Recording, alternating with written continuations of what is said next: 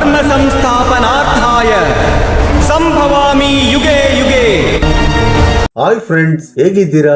ಇವತ್ತಿನ ಅದ್ಭುತ ವಿಡಿಯೋಗೆ ನಿಮ್ಮೆಲ್ಲರಿಗೂ ಆತ್ಮೀಯ ಸ್ವಾಗತ.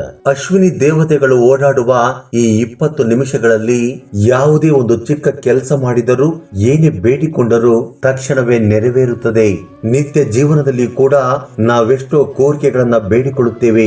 ನಮಗೆ ಇದು ಬೇಕು ಅದು ಬೇಕು ಎಂದು ಬೇಡಿಕೊಳ್ಳುತ್ತಲೇ ಇರುತ್ತೇವೆ. ನಮ್ಮೆಲ್ಲ ಸಮಸ್ಯೆಗಳು ಪರಿಹಾರವಾಗಬೇಕೆಂದು ಬೇಡಿಕೊಳ್ಳುತ್ತಲೇ ಇರುತ್ತೇವೆ. ಅಸಲಿಗೆ ಆ ಕೋರಿಕೆಗಳನ್ನ ನಾವು ಯಾವ ಸಮಯದಲ್ಲಿ ಬೇಡಿಕೊಳ್ಳಬೇಕು? ಸಮಸ್ಯೆಗಳು ಪರಿಹಾರವಾಗಬೇಕೆಂದು ನಾವು ಯಾವಾಗ ಅಂದುಕೊಳ್ಳಬೇಕು? ಯಾವ ಸಮಯದಲ್ಲಿ ನಮ್ಮ ಬಯಕೆಗಳು ಈಡೇರಬೇಕೆಂದು ಬೇಡಿಕೊಂಡರೆ ಅವು ನೆರವೇರುತ್ತವೆ? ಹಾಗೆಯೇ ಯಾವ ಸಮಯದಲ್ಲಿ ಬೇಡಿಕೊಂಡರೆ ನಿಮ್ಮ ಸಮಸ್ಯೆಗಳು ದೂರವಾಗುತ್ತವೆ ಅನ್ನೋ ವಿಷಯಗಳ ಬಗ್ಗೆ ಇವತ್ತಿನ ವಿಡಿಯೋದಲ್ಲಿ ಪೂರ್ತಿಯಾಗಿ ತಿಳಿದುಕೊಳ್ಳೋಣ ಬನ್ನಿ. ಜೊತೆಗೆ ನಮ್ಮ ತಥಾಸ್ತು ದೇವತೆಗಳು ಯಾವ ಸಮಯದಲ್ಲಿ ಓಡಾಡುತ್ತಿರುತ್ತಾರೆ ಎಂದು ತಿಳಿದುಕೊಳ್ಳೋಣ ಬನ್ನಿ. ಆದ್ದರಿಂದ ಈ ವಿಡಿಯೋವನ್ನ ಎಲ್ಲಿ ಕೂಡ ಸ್ಕಿಪ್ ಮಾಡದೆ ಪೂರ್ತಿಯಾಗಿ ನೋಡಿ.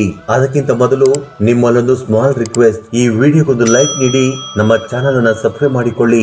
ನಿಮ್ಮ ಸಕಲ ಕಷ್ಟಗಳು ಪರಿಹಾರವಾಗಿ ನಿಮ್ಮ ಇಷ್ಟಾರ್ಥಗಳು ಕೂಡ ನೆರವೇರಲಿ ಎಂದು ಜೈ ಶ್ರೀ ಅಶ್ವಿನಿ ದೇವತಾಯ ನಮೋ ನಮಃ ಎಂದು ಕಮೆಂಟ್ ಮಾಡೋ ಮೂಲಕ ನಿಮ್ಮ ಕೃತಜ್ಞತೆಯನ್ನ ತಿಳಿಸಿ.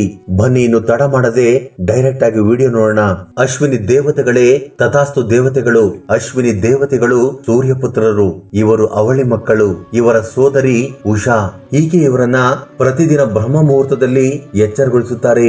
ಆ ನಂತರ ಅವರು ರಥವನ್ನ ಏರಿ ಅವರ ಸೋದರಿ ಉಷಾಳನ್ನ ಮುಂದೆ ಕೂರಿಸಿಕೊಂಡು ಪೂರ್ವ ದಿಕ್ಕಿನಿಂದ ಪಶ್ಚಿಮ ದಿಕ್ಕಿನ ಕಡೆ ಪ್ರಯಾಣ ಬೆಳೆಸುತ್ತಾರೆ. ಇನ್ನು ಇವರು ಪ್ರಯಾಣ ಬೆಳೆಸುತ್ತಿರುವ ರಥದ ಹೆಸರು ಹಿರಣ್ಯವರ್ಧಂ ತದ, ಅಂದ್ರೆ ಅಸ್ತು ಎಂದರೆ ನೆರವೇರಬೇಕು ಎಂದು ಅರ್ಥ. ಮನುಷ್ಯನು ಏನಾದರೂ ಅನ್ನಬಾರದ ಮಾತುಗಳನ್ನ ಪದೇ ಪದೇ ಹೇಳುತ್ತಿದ್ದರೆ ತಥಾಸ್ತು ದೇವತೆಗಳು ತಕ್ಷಣ ತಥಾಸ್ತು ಎನ್ನುತ್ತಾರೆ. ಈ ರೀತಿಯಾಗಿ ತಥಾಸ್ತು ಅನ್ನುವವರನ್ನೇ ತಥಾಸ್ತು ದೇವತೆಗಳು ಎಂದು ಕರೆಯುತ್ತಾರೆ. ಸೂರ್ಯನ ಹೆಂಡತಿಯಾಗಿರುವ ಸಂಧ್ಯಾದೇವಿ ಸೂರ್ಯನ ಶಾಖವನ್ನ ತಾಳಲಾರದೆ ಕುದುರೆಯ ರೂಪವನ್ನ ಧರಿಸಿ ಕುದುರೆಯ ಲೋಕಕ್ಕೆ ಹೋಗಿ ಬಿಡುತ್ತಾರೆ. ಆ ನಂತರ ಸೂರ್ಯದೇವನು ಕುದುರೆಯ ರೂಪದಲ್ಲಿರುವ ಸಂಧ್ಯಾದೇವಿಯನ್ನ ನೋಡಿ ತಾವು ಕೂಡ ಕುದುರೆಯ ರೂಪವನ್ನ ಧರಿಸುತ್ತಾರೆ. ಈ ರೀತಿಯಾಗಿ ಇವರಿಬ್ಬರ ಶೃಂಗಾರದಿಂದ ಜನಿಸಿದವರೇ ಅಶ್ವಿನಿ ಕುಮಾರರು. ಇವರನ್ನೇ ತಥಾಸ್ತು ದೇವತೆಗಳು ದೇವತಾ ವೈದ್ಯರು ಎಂದು ಕೂಡ ಕರೆಯುತ್ತಾರೆ. ಅಶ್ವಿನಿ ದೇವತೆಗಳು ಯಾವಾಗಲೂ ಬಂಗಾರದ ರಥದ ಮೇಲೆ ಪ್ರಯಾಣ ಮಾಡುತ್ತಾರೆ. ಇವರು ತುಂಬಾ ವೇಗವಾಗಿ ಪ್ರಯಾಣ ಮಾಡುತ್ತಾ ಇರುತ್ತಾರೆ. ಹೋಗುವ ಮಾರ್ಗದಲ್ಲಿ ತಥಾಸ್ತು ಎನ್ನುತ್ತಾ ವೇದ ಮಂತ್ರಗಳನ್ನ ಪಠಿಸುತ್ತಾ ಹೋಗುತ್ತಿರುತ್ತಾರೆ. ಯಜ್ಞ ಯಾಗಾದಿಗಳು ನಡೆಯುವ ಸ್ಥಳದಲ್ಲಿ ಇವರು ಹೆಚ್ಚಾಗಿ ಸಂಚಾರ ಮಾಡುತ್ತಾ ಇರುತ್ತಾರೆ. ಅಶ್ವಿನಿ ದೇವತೆಗಳು ಕೈಯಲ್ಲಿ ಒಂದು ಬೆತ್ತವನ್ನ ಹಿಡಿದುಕೊಂಡು ಎಲ್ಲಿ ಯಜ್ಞ ಯಾಗಾದಿಗಳು ನಡೆಯುತ್ತಾ ಇರುತ್ತಾವೋ ಅಲ್ಲಿಗೆ ಹೋಗಿ ಯಜ್ಞ ಯಾಗಾದಿಗಳ ಸಮೀಪದಲ್ಲಿರುವ ಪೂಜಾ ದ್ರವ್ಯಗಳನ್ನ, ಅವುಗಳಿಗೆ ಸಂಬಂಧಪಟ್ಟ ವಸ್ತುಗಳನ್ನು, ಯಜ್ಞ ಯಾಗಾದಿಗಳನ್ನು ಮಾಡುವವರನ್ನು ಆ ಬೆತ್ತದಿಂದ ಮುಟ್ಟಿಕೊಂಡು ಹೋಗುತ್ತಿರುತ್ತಾರೆ. ಇದರಿಂದ ಯಜ್ಞ ಯಾಗಾದಿಗಳನ್ನು ಮಾಡುವುದರಿಂದ ವಿಶೇಷವಾದ ಪ್ರಯೋಜನಗಳು ದೊರಕಿ ಸಕಲ ಶುಭವು ದೊರೆಯುತ್ತದೆ. ಇತರರಿಗೆ ಒಳ್ಳೆಯದನ್ನ ಬಯಸುವವರು ಯಾರಾದರೂ ಅವರಿಗೆ ತಥಾಸ್ತು ಎಂದರೆ ಅದು ಖಂಡಿತವಾಗಿಯೂ ನೆರವೇರುತ್ತದಂತೆ. ಅಶ್ವಿನಿ ಕುಮಾರರು ಒಂದು ಕೈಯಲ್ಲಿ ಆಯುರ್ವೇದ ಗ್ರಂಥವನ್ನು ಮತ್ತೊಂದು ಕೈಯಲ್ಲಿ ಅಭಯಹಸ್ತವನ್ನ ತೋರಿಸುತ್ತಾ ಓಡಾಡುತ್ತಾ ಇರುತ್ತಾರೆ. ನಮ್ಮ ಬಗ್ಗೆ ನಾವು ಏನಾದರೂ ಅಂದುಕೊಂಡರೆ ಅವರು ತಕ್ಷಣ ತಥಾಸ್ತು ಎನ್ನುತ್ತಾರೆ ಎಂದು ಅವರು ಹೆಚ್ಚಾಗಿ ಸಂಧ್ಯಾ ಸಮಯದಲ್ಲಿ ಅಂದ್ರೆ ಸಾಯಂಕಾಲದ ಸಮಯದಲ್ಲಿ ಓಡಾಡುತ್ತಿರುತ್ತಾರೆ ಎಂದು ಶಾಸ್ತ್ರಗಳು ಹೇಳುತ್ತವೆ.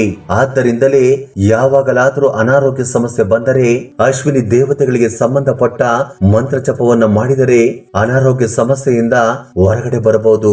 ಈ ಅಶ್ವಿನಿ ದೇವತೆಗಳು ಎಷ್ಟೋ ಸಾರಿ ಆರೋಗ್ಯ ಸಮಸ್ಯೆ ಇದ್ದವರ ಆಹ್ವಾನದ ಮೇರೆಗೆ ಬಂದು ಶಸ್ತ್ರ ಚಿಕಿತ್ಸೆಯನ್ನ ಮಾಡಿರುವಂತೆ ಪುರಾಣಗಳಲ್ಲಿ ವರ್ಣನೆ ಮಾಡಲಾಗಿದೆ. ಅದೇ ರೀತಿ ಅಶ್ವಿನಿ ಕುಮಾರರು ಒಂದು ಪ್ರತ್ಯೇಕವಾದ ಸಮಯದಲ್ಲಿ ಭೂಲೋಕಕ್ಕೆ ಬಂದು ಎಲ್ಲಾ ಕಡೆ ಕೂಡ ಓಡಾಡುತ್ತಾ ಇರುತ್ತಾರೆ.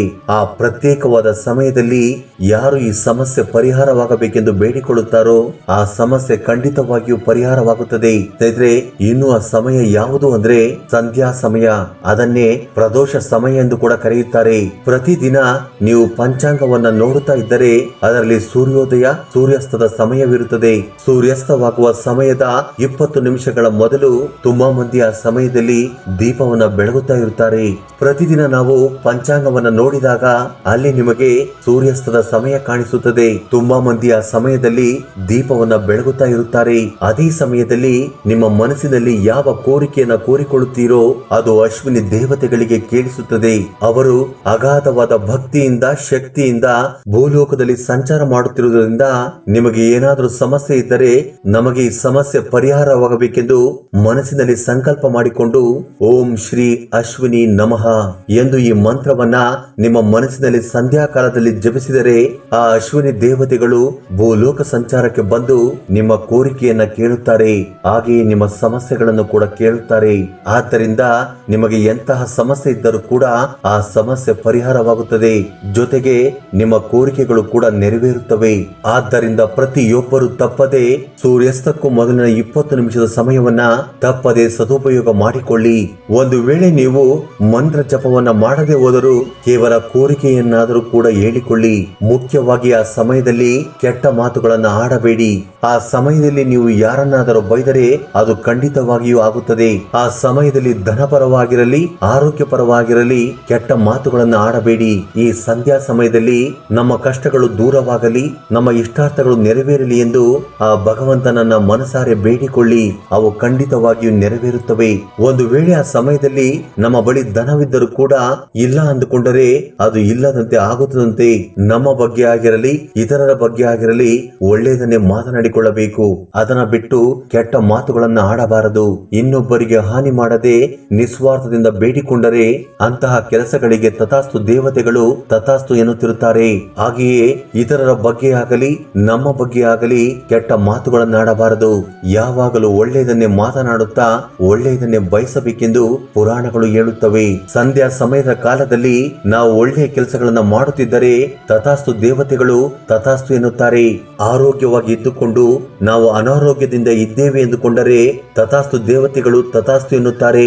ಸ್ಥಿತಿಗತಿಗಳ ಬಗ್ಗೆ ಅಸತ್ಯಗಳು ಅವಾಸ್ತವವಾಗಿ ಮಾತನಾಡುವುದು ಒಳ್ಳೆಯದಲ್ಲ. ಕೆಟ್ಟ ವಿಷಯಗಳಲ್ಲೂ ಕೂಡ ಇದೇ ಆಗುತ್ತದೆ. ಇತರರಿಗೆ ಕೆಟ್ಟದ್ದು ಆಗುತ್ತದೆಯೇನೋ ಅಂದುಕೊಳ್ಳುವುದು ಅಥವಾ ನಮಗೆ ಕೆಟ್ಟದ್ದು ಆಗುತ್ತದೆಯೇನೋ ಅಂದುಕೊಳ್ಳುವುದು ತಥಾಸ್ತು ದೇವತೆಗಳ ಪ್ರಭಾವದಿಂದ ಅದು ಫಲಿಸುತ್ತದೆ. ವೈದ್ಯ ಶಾಸ್ತ್ರಗಳಿಗೆ ಅಧಿಪತಿಯಾಗಿರುವ ಈ ದೇವತೆಗಳು ಬಲಗೈಯಲ್ಲಿ ಅಭಯ ಮುದ್ರೆ, ಎಡಗೈಯಲ್ಲಿ ಆಯುರ್ವೇದ ಗ್ರಂಥಗಳು, ಬಲಭಾಗದಲ್ಲಿ ಮೃತ ಸಂಜೀವಿನಿ ಐಶ್ವರ್ಯ ಕರಣೀಯ ರೀತಿಯ ಔಷಧಗಳು, ಎಡಗೈಯಲ್ಲಿ ಮೃತ ಕಳಶವನ್ನ ಹಿಡಿದುಕೊಂಡು ಸಂಪತ್ತನ್ನ ಹೊಂದಿರುತ್ತಾರೆ ಎಂದು ಪುರಾಣ ಶಾಸ್ತ್ರಗಳು ಹೇಳುತ್ತವೆ. ಸ್ನೇಹಿತರೆ, ಈ ವಿಡಿಯೋ ಬಗ್ಗೆ ನಿಮ್ಮ ಅಭಿಪ್ರಾಯ ಅನಿಸಿಕೆಗಳನ್ನ ಕಮೆಂಟ್ ಬಾಕ್ಸ್ ಅಲ್ಲಿ ಕಮೆಂಟ್ ಮಾಡಿ. ಹಾಗೆ ಈ ವಿಡಿಯೋ ನಿಮ್ಗೆ ಇಷ್ಟವಾಗಿದ್ದರೆ ದಯವಿಟ್ಟು ಲೈಕ್ ನೀಡುವುದನ್ನು ಮರೆಯಬೇಡಿ. ಜೈ ಶ್ರೀಕೃಷ್ಣ ವಾಸುದೇವ. ಧನ್ಯವಾದಗಳು.